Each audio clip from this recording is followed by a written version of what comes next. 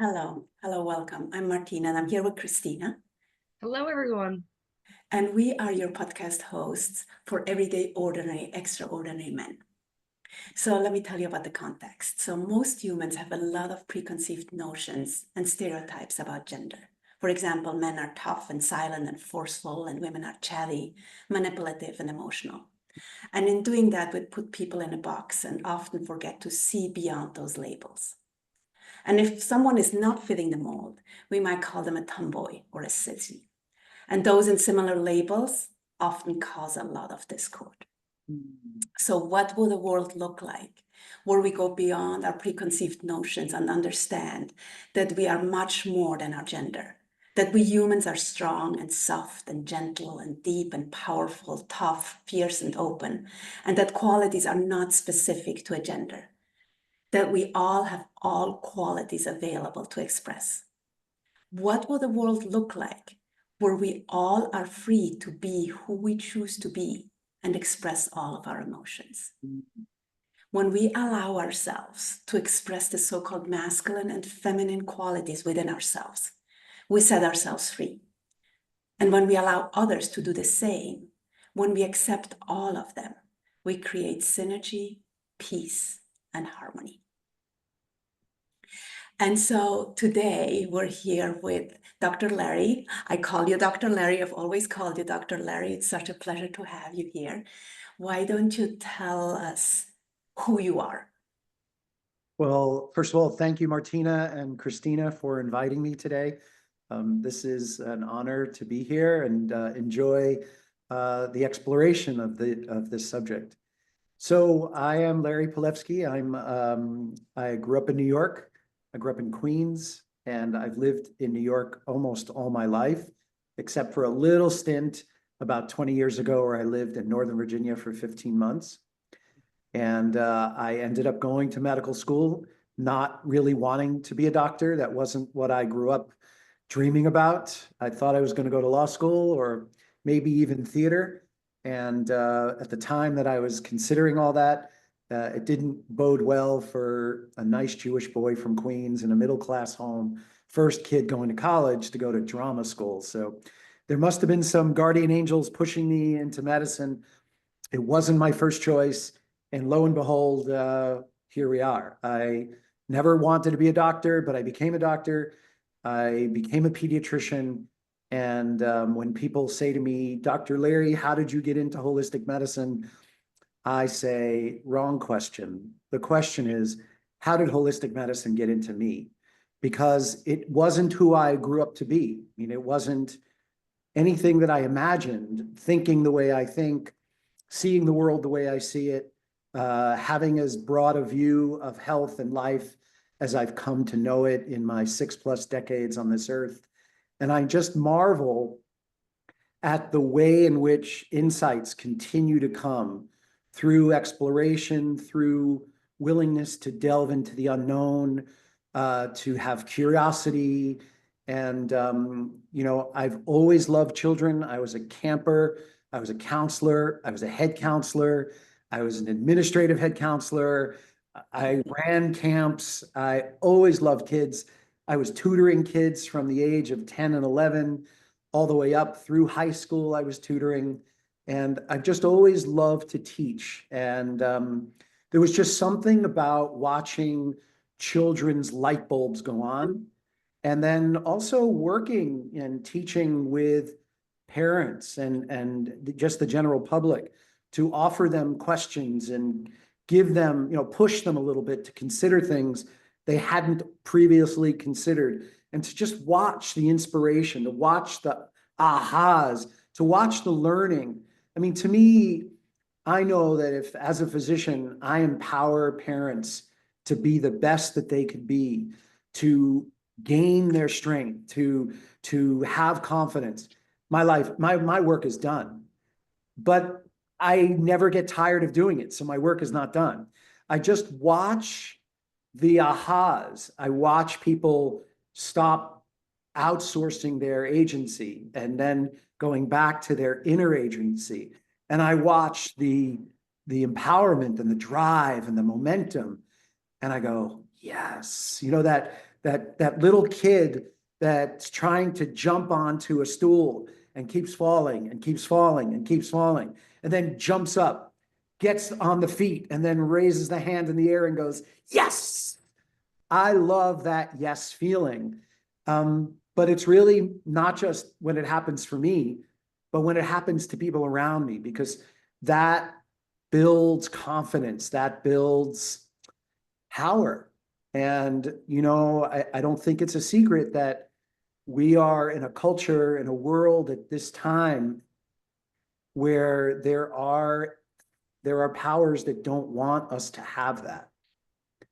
And whether you see it through the educational system, whether you see it through the medical system, through the media, through social structures, the universities, there's a real block to get that empowerment and that inner agency and that authority and that confidence. And I think we're at a time where we're ready to break through that block and not let the outside authority dictate our inner workings. So well said. I love how you said stop outsourcing your agency. Like, just such a, yeah.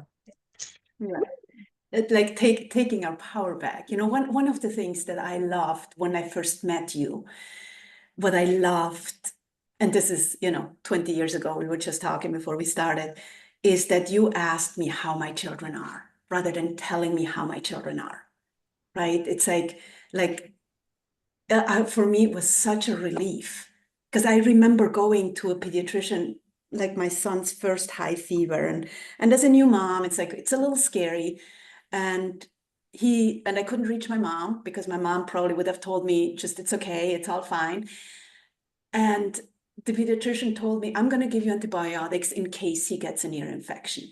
And for me, that like all of that, like coming from Switzerland and from a different system, it was like, okay, thank you. I'm going to find a new pediatrician. And I went through pediatricians, like I literally, I had so many pediatricians until I found you, which is just really like, it was such a blessing and such a relief. And so I appreciate the work you do. And then the other thing I want to say is, I remember when Luca was little, and I was telling you that somebody told me that he is strong like a man and soft like a woman. And you said, no, he's strong like a man and he's soft like a man. I remember for me that, like, it gave me pause, like it just, you know, kind of like, huh, you know, there's a whole world I don't know, you know, and hence we're here at this podcast, you know, learning, exploring, healing, right? I just got a Kundalini right through my whole body when you said that. Oh, yeah, I mean, look, I was born in 1961. I grew up in Queens, in New York. And, you know, there was a certain way that boys were, and there was a certain way that girls were. Mm-hmm. And boys were tough and girls were sweet, right? And you didn't move from that pathway. And I always knew inside me that there was something that wasn't tough. There was something sensitive and intuitive and hurting and pained and very caring and loving and deep. And, you know, I didn't have any models around me to tell me, yeah, that's part of being a boy, or that's part of what you integrate as you become a man. And so I had no mirror. And, you know, for people who are listening, children don't learn by what you tell them. They learn by what you model. And so if a boy is growing up in a place where he is both tough and sensitive or caring or loving or deep, if you're just going to show him men who are tough, then he's going to have little opportunity to cultivate that part of himself and have trouble integrating it into himself as a man. And I just want to pause for a second because there are different kinds of tough. There's tough as in authentic, and then there's tough as in compensatory. That the tough is really a compensation and not the real authentic person. Because there's nothing wrong with being tough. Sometimes tough and savage can be extremely protective and very productive. But if it's tough for the point of reactivity or tough from the point of compensatory mechanisms for pain and protection, then we're dealing with a very different tough. But so yeah, I mean, I once had a 27-year-old young man who was in medical school, who was a man. I mean, he was a man. I mean, you could see he was strong, he was virile, he was, but he was sweet, and he was kind, and he was gentle, and he was loving. And he said to me, Larry, do you think I could be gay? And I said, why do you ask? And he said, well, I love to decorate. And I said, well, why do you think that would make you gay? And he said, well, it's so feminine. And I said, really? I said, I don't know. I think being creative is part of your masculinity. And he paused, like, really? And I said, yeah. I mean, why isn't being creative a masculine property? And then, of course, I said to him, when you close your eyes and you fantasize about having sex, do you think of men or do you think of women? And he said, women. And I said, okay, I think you know your answer. But you see, the societal norms or the societal, myths will have him questioning himself just because he loves to decorate. Now, that can still be very masculine. So it's just very weird the way we structure men tough, women soft. And back in the 30s and 40s and 50s and 60s in New York and around the country, if a man was soft, well, we know what he is, right? Oh, he's soft. And, I think one of the hardest things that we have to face in our culture today is to be able to encourage men who are gentle, caring, loving, and soft to integrate it into their manhood, because it's those kind of men who we need the most. Absolutely. Yeah. And It's oh, sorry, go ahead, Martina. well, one of the things I wanted to say is like, so Nicolas, my oldest son, he had a doll, and it was a boy doll. Like, he had a penis, and that was Pablo. And Nico would go everywhere with his doll, and it's okay. Like, there's really nothing to it, right? It doesn't mean anything at all. But again, right, we have those stereotypes in society that kind of block us in, and I think part of what is missing is real role models for men in those areas, because you either have the macho man or the soft and sweet yogi, but there's many men in between that don't fit in any of the categories, right?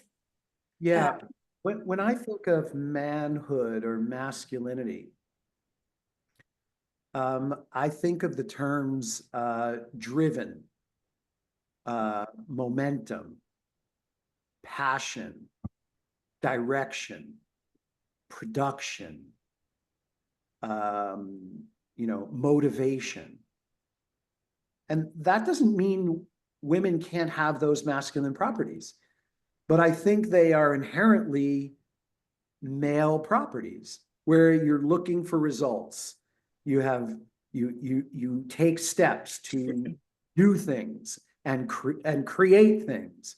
And I have to say that with the advent of cell phones and social media and video games, we are losing those properties in our men. because all of that energy that goes into motivation, passion, direction, momentum, drive, results, all that energy is being spilled into the video games, and it's being spilled into the social media and being spilled into the porn. So there's very little vitality. There's very little sort of buoyancy and foundation to then take all of that energy into the world and be productive. And we are losing our men. And I don't know what to do other than to, take the phones and the video games out of the boys' hands, because we're losing that aspect of masculinity. And then on the other side, they're not developing their sensitivity or their hearts because they're not having relationships. They're having interactions with machines. And so you're not developing the heart by having experiences, by feeling kindness and love and gentleness with others, or feeling pain and sorrow and heartbreak with others. And so you have no understanding of how to interact with other people because you've not developed the bud off the tree into a branch and then a flower and a fruit. And so we as adults are not doing a service to our young men because they're not developing their passion, their drive, their momentum, their motivation, their productivity into the world. It's all going into a phone, an iPad, or an Xbox, or a Wii, or a PlayStation. And then they're not able to find a way to relate because there's no exercise of it, because it's all blocked from screens. And that's so awkward for them. And they're spilling their seed into the porn, right? So they're not learning how to have intimacy. They're learning how to fantasize intimacy. And then they're trying to apply that fantasy of intimacy into any interaction they might have with a potential partner. And that doesn't work at all. Well, it's not intimacy, it's sex, right? Which is distinct and different. Yeah. Ooh, so many good things to talk about, Dr. Larry. Ah, oh man. I worry about the young men in their teenage and 20s and 30s because they're predominantly groomed to protect their development. And so they are losing experiential learning. And they go into the world and they fail, or they have temper tantrums, or they just hibernate, or they're just, underdeveloped because they haven't allowed themselves to have experiences. And I think that, when I first started to see what was happening in COVID and how there was a large population in the world that was just very obedient and subservient, I kind of stepped back and said, why? Like, why are we seeing such obedience and subservience and lack of critical thinking? And I went all the way back to, well, how are we raising our kids? Are we raising our kids to be obedient and subservient? Are we modeling that behavior for them such that when they grew out of the house, they then found others to whom they could be obedient and subservient? And I found that that is the way we are raising our kids for the last two and a half generations, because we're fixing their problems, we're solving their issues, we're answering their questions, and we're correcting their mistakes. And so that renders them completely dependent on others to tell them what to do. And so we are at a crossroads that if we want to raise healthy boys and girls, we have to allow them to struggle. We have to allow them to have experiences that are uncomfortable. We have to allow them to figure things out and problem solve and not call their professors in college to fight for a better grade for them or to write their essay for them to get into college or to answer their questions so that they don't have to figure it out. And so that's a way to demasculate the boys, is by making it easier for them to not have to go through the struggles that we went through as parents so that they have an easier time. When in fact, you end up crippling them, because then you don't hand them the skill set to go into the world and say, okay, let's see, mom, dad's not here, grandparents aren't here, I don't know anybody who can help me here. How do I find my resources inside to help myself? Well, there's a few things that I hear. First is like the benign neglect, right? That concept as parents, like as a parent empowerment coach, is really like they have made that experiment where they left kids of overprotective parents and parents who did benign neglect close to a cliff, and they found that the kids who had like helicopter parents, so-called overprotective parents, had a much bigger tendency to go over the cliff because they didn't know the limits, right?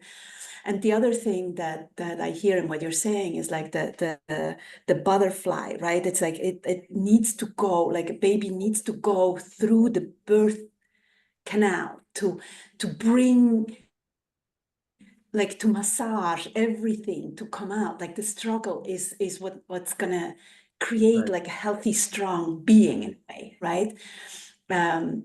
Which is But really, as you know, Martina, the pendulum swung from the parents who yelled, screamed, and neglected to now the parents who, I'm going to undo all of that and make sure my kid has everything he or she wants.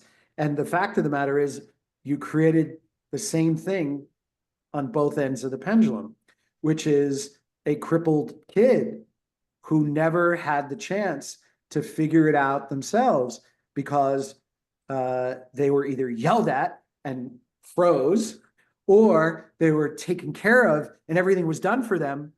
And so they froze. They didn't have to do anything. So the muscles weren't exercised. The buds never came off into the branch, the flower and the fruit. And so we are in need of some very different parenting, especially our boys. Yeah. So Larry, I think this brings us to the perfect time for this question. What was your biggest lesson? So like, for example, what was your biggest challenge? What made you who you are today? What took the most courage? So growing up as a kid, I was a wizard, grew up in a muggle home. That's no offense to my family, but it's just who I am. And so my biggest challenge growing up was to be understood, to be seen, to be heard, and to be connected to. And so my biggest cross to bear was no connection. Now, that doesn't mean I wasn't loved, but I wasn't connected to. And so they say in child rearing that a child knows himself through the eyes of the mother. But I never knew that. I never knew that. So I always struggled growing up to know who I am. And I certainly knew that what I was seeing around me was not who I was. And I knew that inside growing up, I was this really in-depth, sensitive, intuitive, looking back, empathic kid.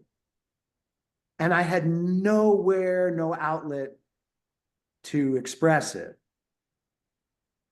And I also knew that my toughness, my fight, was not my authentic self. I knew that it was based on a lot of traumas that I had experienced as a kid. So growing up, I was an angry and very, cantankerous and protective man, because I couldn't let anyone into my heart because of how much I was hurt. So over the last 30 years or so, 30 to 40 years, I've had to peel back the armor that I appropriately developed. I appropriately developed it because the world wasn't safe for me. And as I began to cultivate the I am, as I began to cultivate my voice, my authenticity, the solidification of my empathy, my intuition, my sensitivity, my heart, I've been able to lessen the toughness and embrace more of the empathy and the intuition and peel away the armor. And so, I've had the benefit of a lot of deep work, whether it's with healers, whether it's with energy medicine, whether it's with plant medicines.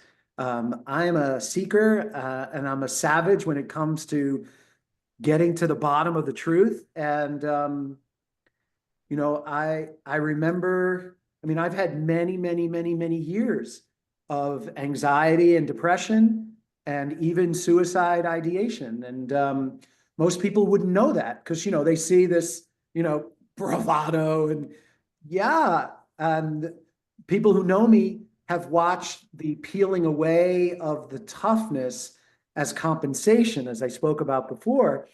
And now the toughness as masculinity, as I know myself, as I'm authentic. And I'm very grateful that I've had the ability to learn what I've been able to learn. But it was about 6 years ago where I was standing in my town, and I remember where I was on the corner of a bank, and all of a sudden it hit me. Wow, there's no way I could have the insight that I have today had I not gone through the struggles that I went through. And we're talking screaming, yelling, tantrums, pain, fits, fetal positions, throwing things, punching things, hitting things. I don't want to go into the rest, but and thinking that I was never going to make it because there were aspects of my life that I never developed. There were parts of my being that were not experienced. Mhm.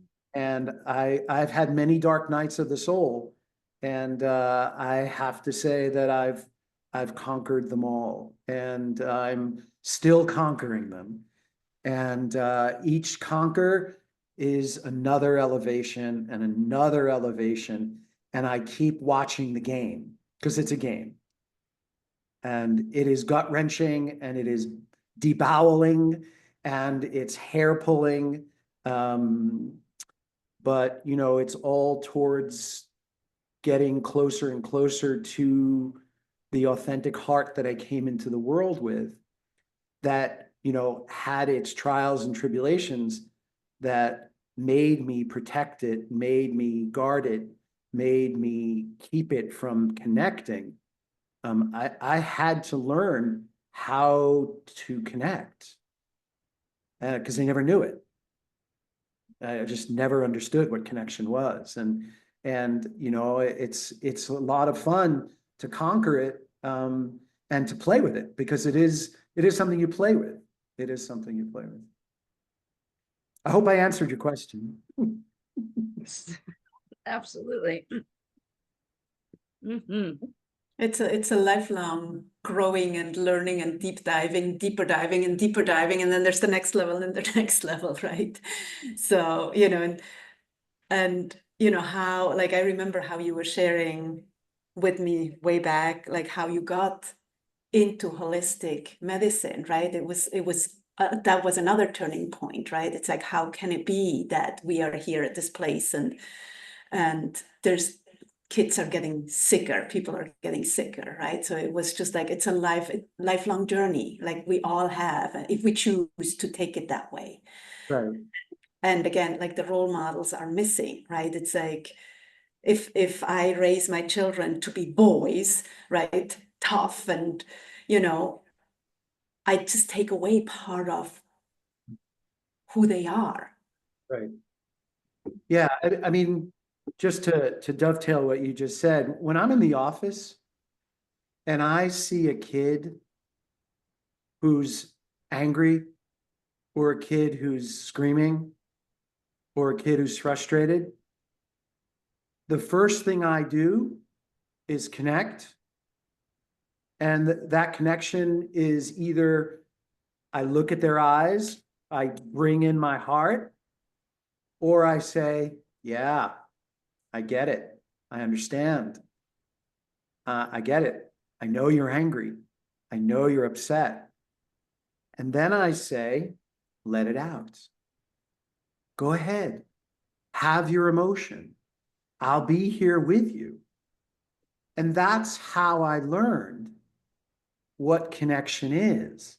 It's by just being there and holding the space for whatever emotion and whatever state of being you bring as another person, with the caveat that I am also a person. And that if you are bringing your anger, your frustration, and you start hitting me, I'll have to draw a line. And that's how you build relationship. So the connection is, I hear you. I know you're upset. I get it. But I'm not going to let you hit me to express that anger. It's like that old men are from Mars, women are from Venus example. A man comes home from work and says hello to his wife, and she just blasts him, yelling, screaming, just the whole day going at it. And he says to her, stop yelling. And we all know what that wife is going to do. I mean, there's no secret how loud and how much more she's going to yell. But I teach to parents and to kids. I said, what if the husband came home, heard the yelling, waited, and then said to his wife, wow, honey, I see you had a really tough day. I'd love to listen to you, but I can't if you're yelling at me. So that's the connection and then the relationship. Now, I grew up in a home that was either all yelling or no talking, right? So like when I first started learning, hey, Larry, do you know what connection is? Like, no. Like, do you know how to see the world through someone else's eyes? No. And so that's not just creating strong men, it's creating strong men and women to be able to see the world through someone else's eyes. I acknowledge you. I understand you. I get you. I see you. I hear you. I'm with you. And then also to be able to say that you're a person too, so that you can have relating to that other person. And that's been the greatest gift that I ever had. I never thought that I could have relationship where that would be the way in which I interacted with people. I never in my wildest dreams, not from my own childhood, ever thought that that was possible. It's quite a gift, and I love teaching it because I love watching parents then implement it with their kids, and you see what happens. The kids respond immediately when you connect versus when you stop crying or don't do that or get away from there or you have nothing to cry about, which is how we were parented. You know, this is how we. I will give you something to cry about. Want to cry? I'll give you something to cry about. Right. Right. So that was a huge piece of learning for me, that kind of connecting. And then the other piece that you brought up was, you know, how I got into holistic medicine or how it got into me. And it's really very simple. I was willing to ask questions of things that I didn't understand that Western medicine didn't have the answers for. And as soon as I opened those doors, and as soon as I started talking to acupuncturists and chiropractors, just curious, like, what do you do? Like, how do you answer that? Or what is your viewpoint on this? It opened thousands of doors. And I realized that Western medicine had its limitations, which is not a criticism. It's just, it is. It's just, you know, we all have our limitations. And so I started exploring, and the more I explored, the more I started coming, you know, to hear and see information that Western medicine never even touches. Right? So 1994, I meet my first chiropractor, and she tells me the body has the innate potential to heal. Like, what? Like, medical school, residency, fellowship? What? And so rather than flick it away, I said, tell me more. And then I meet an acupuncturist who says something similar, and then a homeopath, and then a naturopath, and then an osteopath, and then an Ayurvedic specialist, and then a Reiki healer. And then it just kept going. And I just never stopped learning and being curious. And if we look back on child development, that is how children learn, through curiosity. And if you don't allow children to be curious, if you stop them, if you answer for them, if you fix it for them, if you solve it for them, if you correct it for them, then there is no curiosity. And so if we want to build strong men and women, I recommend allowing curiosity in a safe environment so that they can figure things out and not rely on your answers or your solutions or your fixing, but they can rely on their experiences that bring the answers to them. And so curiosity is so important. We are so lamed, we are so channeled into certain ways of being and thinking that we can't possibly connect to others because we couldn't fathom that the world could be true through someone else's eyes.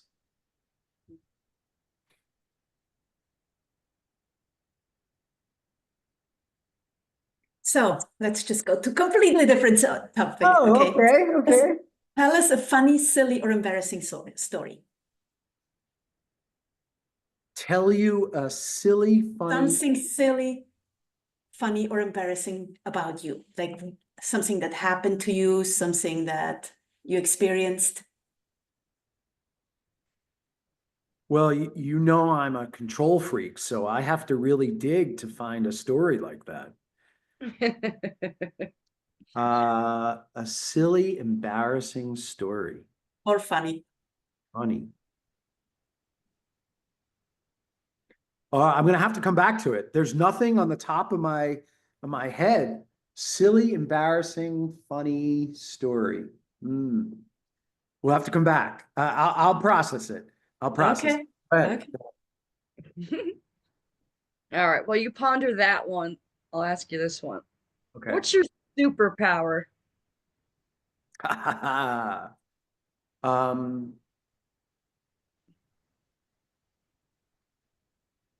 it's not, I mean, people who know me, who really know it, but most people don't, is I'm extremely empathic.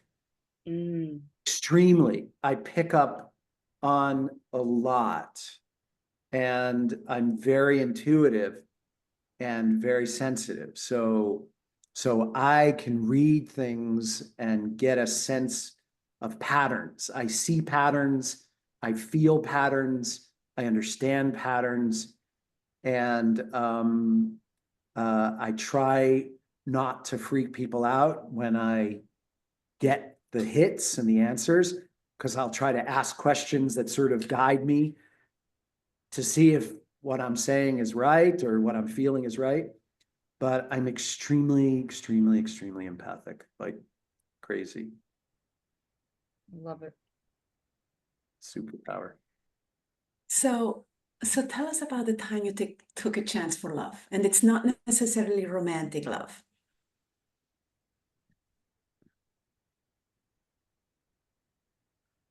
It's interesting because the first thing that came to me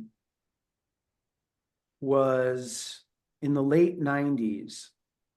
I was working in a hospital, and I was running an intensive care unit. I was working in a neonatal intensive care unit. I went to high-risk deliveries. I taught medical students, residents. I did inpatient pediatrics. I was in the hospital 5 nights a month, covering emergencies and high-risk deliveries. And I was getting more and more distraught about the kind of medicine I was practicing. I was growing more and more aware of more natural ways of practicing. I was starting to become aware of the concerns around the safety of vaccines. And I was desperate. I needed to get out of the hospital. And I prayed and prayed and prayed for something to appear, because I didn't want to open up a practice. I was afraid. I didn't think that I had the qualifications yet. And my doctor, I was starting a new center called the Continuum Center for Health and Healing, affiliated with Beth Israel. And in the summer of 1998, I told him about it, what I was doing, what kind of nutrition I was doing on the side, what kind of healing I was doing. I had started to learn Reiki.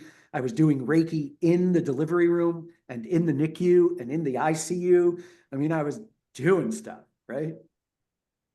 And I started developing this love for this thing. And what I noticed was that the ground underneath me was cracking. And I had one foot in what I was trained to do.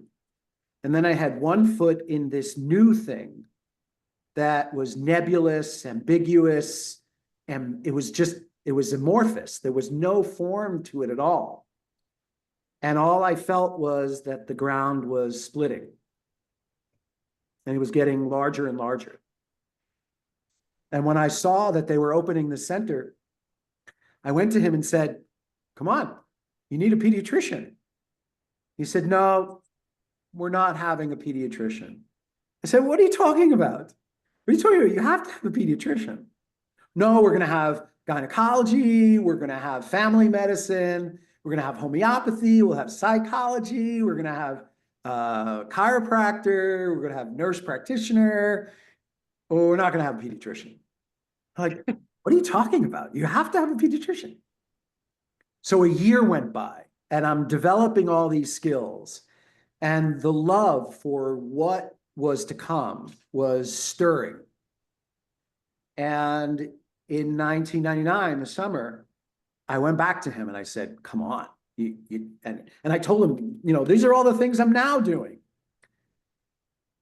And he hired me. And I took the leap because it really was a leap for me. It was truly the love for something new, exciting, passionate, healing.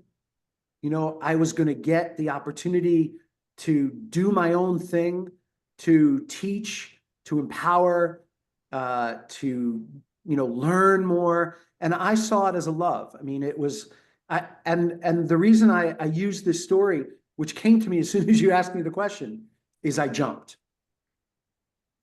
I took the leap and said, I'm leaving behind what I know, and I'm going forward into something that just feels so authentic to me, but I yet have no idea how I'm going to do it, what I'm going to do, and what's going to happen. And I did it. I took that jump. I took that leap. And, you know, I have to say it was divinely, to talk about love, it was divinely guided because, you know, I've never looked back. I've never looked back. Yeah.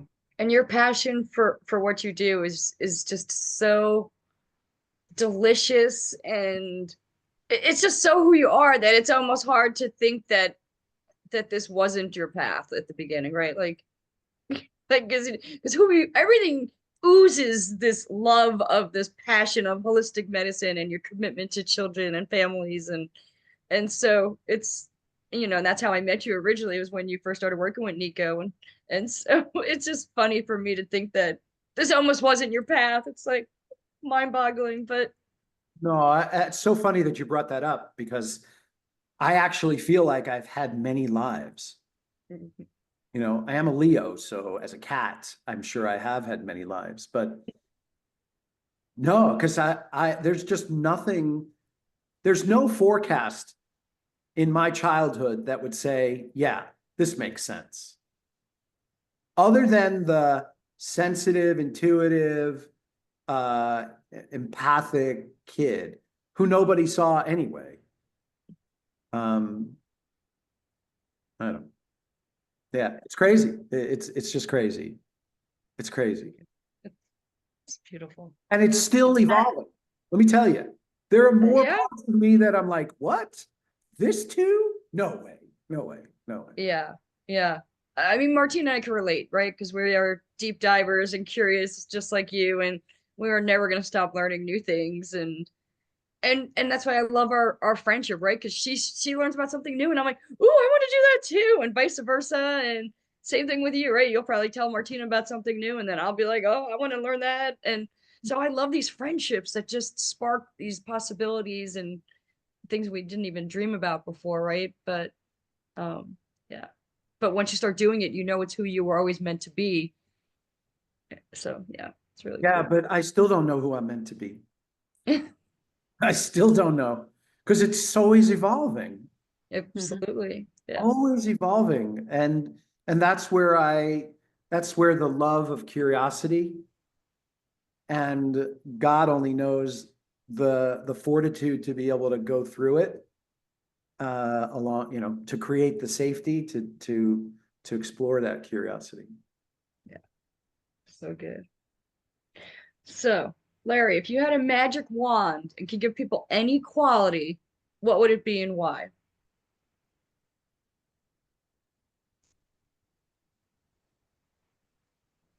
Yeah, let me put this in. I'm going to find a way to put this into words because as soon as you said that, um,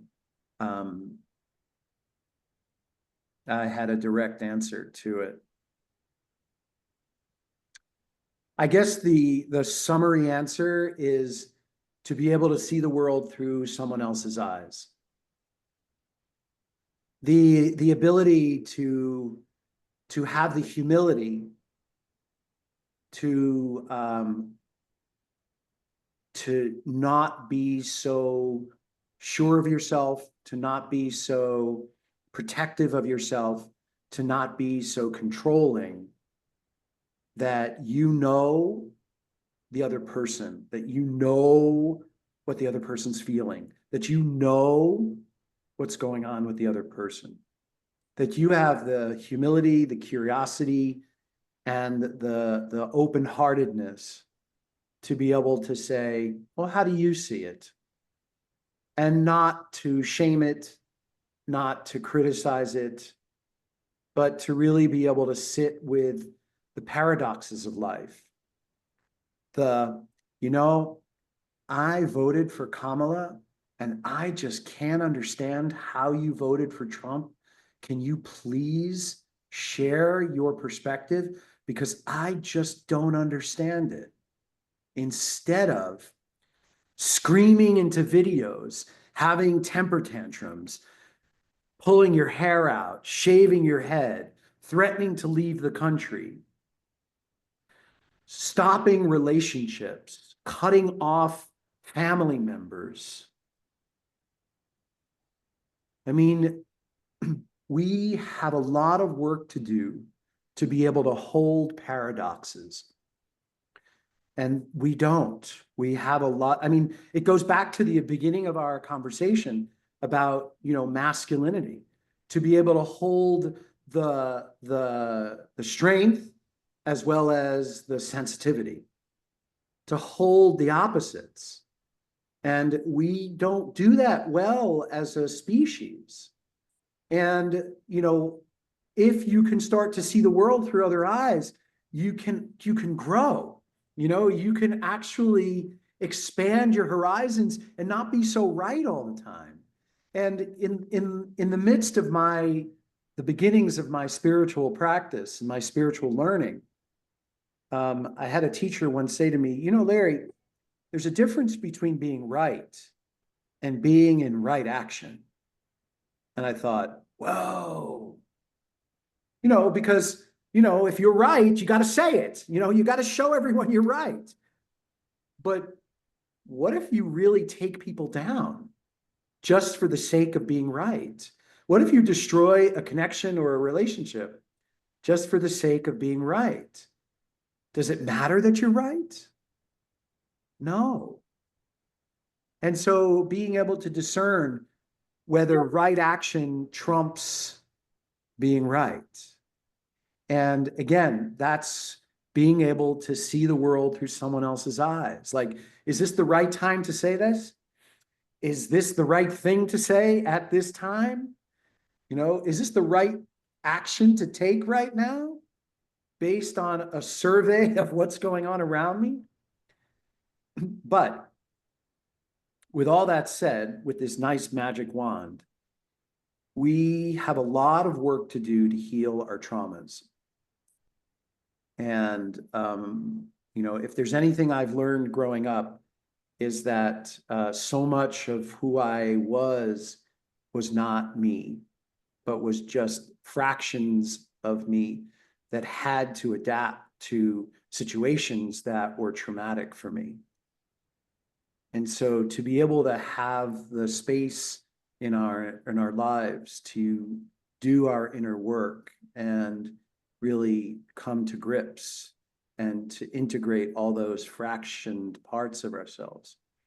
We would do a great service to ourselves, to our communities, to our kids, if we do that kind of work, which is, I think I once saw somebody put out a video where he said that if you spent most of your time doing your inner work and less of your time doing your work, like job, you would certainly create a better world and a better life for yourself. And we have a culture that is productivity oriented at the expense of self-oriented. And that's why we have the anxieties, the depressions, the addictions, on top of all the traumas that go with allowing that kind of life to be lived. Yeah. We've talked a lot about our toolboxes of things that get us through life and help us to get through the traumas on a daily day basis. You know, so for me, it's yoga or playing with my crystals or essential oils or oracle decks. But you also have to know when you have to give yourself the space to use them too. And I know for a lot of people, and myself included, the busier and crazier life gets, the more I'll drop that my self-care out. And so my game is always to, when life is going well, to manage that to the best of my ability, so that as life gets crazier, I can manage keeping that self-care and not dropping it out, right?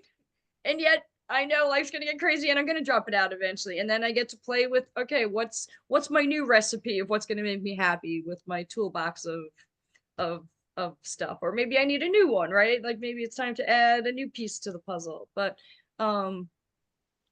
yeah, giving ourselves the space to take care of ourselves is so important. I also think that, you know, like our definition of success is very, very limited, Absolutely. right?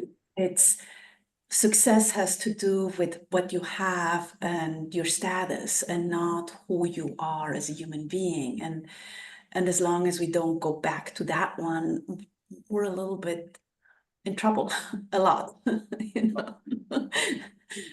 You know, Christina, you said something that that I try to teach in the office all the time. And that is, most parents don't embody I matter. Right? So, you know, they'll tolerate their kid doing things because they're doing it for the kid. But they're not teaching the child that the child is in relationship with the parent and that the parent is in relationship with the child. And, you know, when a parent says to me, well, what do I do when my kid hits me? Like, what do you mean? Like, and so the language that we're taught is stop hitting me. The other language that we're taught is we don't hit, which is nauseating to me to hear because it's so passive, you know. And so stop hitting is so authoritarian, and we don't hit is so passive. But nobody really is taught how to say, I don't like it when you hit me, which is I matter. Like, I know you're upset, but I don't like it when you hit me. I'm not going to let you hit me. And that's the kind of dynamic that I believe you were speaking to. You know, we have to figure out self-care. What? You know, that's like saying, you know, every so often I have to remember to breathe. No, I mean, you know, if the oxygen masks fall from the ceiling and you're traveling with small kids, put yours on first before helping your children. And that's not selfish. That's just smart, right? And you know, as a parent, Martina, that you are doing a dance between making sure that you're taking care of yourself and showing your children that self-care can be mirrored so that they learn how to self-care, and putting yourself second for the sake of the child. You know, that's a dance. Well, I can tell you that, you know, like it is one of the biggest challenges as a parent empowerment coach, right? That's part of what I do. It's just really like parenting is all about the parent. There's a very little piece about the child, but it's about my values, what is important to me, what I modeled for my child. If I want my child to be courageous, I better go out there and be courageous so they can learn by who I am, not what I say, because they will not listen, right? So that's part of what I hear and what you're saying. It's like, it's parenting is all about the parent. But I also know that in our culture, self-care is selfish, right? And which is interesting, because if you look at the definition of self-care in Buddhism, it's actually really like it's necessary, right? It's like you cannot take care of anybody else if you don't take care of you. But we are in this culture where it's like, particularly as women, self-neglect is so prevalent. And so, it's like everybody gets put first. And that's something that's by society for the last probably about 5,000 years has been created and built up to the point where we buy into it. Right. Women as much as men do, right? So we have to, it takes something to unlearn that, right? It takes Well, something to unlearn that. And of course, my child feels bad and I want to make it better rather than, oh, wow, okay, what are you going to do about this situation? right. Right? But it takes something from us, because Of course. Of course. I mean, anyone who has some kind of sensitivity for the well-being of another is going to ooze that out and potentially forget themselves.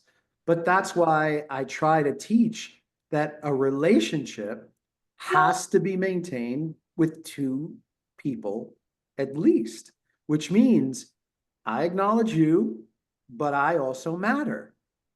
Right? I know you're upset, but I don't want you to hit me. yeah, That's where I draw the line for me. So you can have your feelings, but as it relates to me, I need to take care of myself. And that may seem mean to the child, but it's not, because the child will mirror your ability to say, here are my limits, here are my boundaries, here's my self-care, and I'm still compassionate and loving. yeah. I'm not going to let it go any further than this. And that requires an ability to say, I matter. I matter. Yeah. I And matter. we teach them how to relate to the world in how we treat ourselves, right? Absolutely. But it's so against all that we've learned, right? It's like And we mass live in a consciousness, society of we victimize ourselves. right? Mass consciousness, right? Mass consciousness goes a long, long way. Yeah. There's very, and that's the other thing that I could share about my early days as a child is that, even in sixth grade, one of my friends wrote in my yearbook how she admired me, sixth grade, 11 years old, how she admired me, that I spoke up for myself, that even if I was going against everyone else, she was so impressed and respected the fact that I stood my ground for what was right for me. I'm like, really? Was I doing that when I was 11? 6, 7, 8, 9, 10, 11? And, George Carlin, I mean, I love George Carlin because he speaks and spoke to how much our society doesn't empower you to identify in a way that individuates, right? And if you look at the educational system alone, it's all follow, it's sheep mentality. And, I guess 80% of the population is that way, but I'm not so sure 20% of the population is the other way. I don't, I think we're needing that agency really badly. I think we are too. So Larry, you have a business. So why don't you tell people about your business and if they're interested, how they can get in contact with you? So I work as a pediatrician in New York. I have an office at the Northport Wellness Center, northportwellnesscenter.com. I also have a website, Dr. Palevsky, that's PALEVSKY.com. I have newsletters that come out twice a month. I have a ton of videos, podcasts, things that I've written, posted for people to read and listen to. I love giving talks. I love educating. And I love seeing kids in the office. I work with a lot of kids whose families have children with chronic illness, whose children were injured by environmental exposures, including pharmaceuticals and vaccines. And I try to help parents reverse some of those chronic illnesses so that they can have a life of being parents instead of a life of being medical managers. And I also see a lot of really, really strong, healthy, vibrant, unmedicated, uninjected, strong children who are hopefully our future. Beautiful. Beautiful. Dr. Larry, thank you so, so much for being here with us today. Thank you for bringing your wisdom, your passion, and your commitment for holistic medicine to our program today. We're so, so honored to have you with us. Thank you, everyone. Thank you, everyone who was here today listening. If you loved this, please leave us a review. Please share with your friends. And please remember, you are extraordinary and you rock. Have a wonderful day. Bye for now. Dr. Larry, you want to say bye? Yes, thank you, and be well.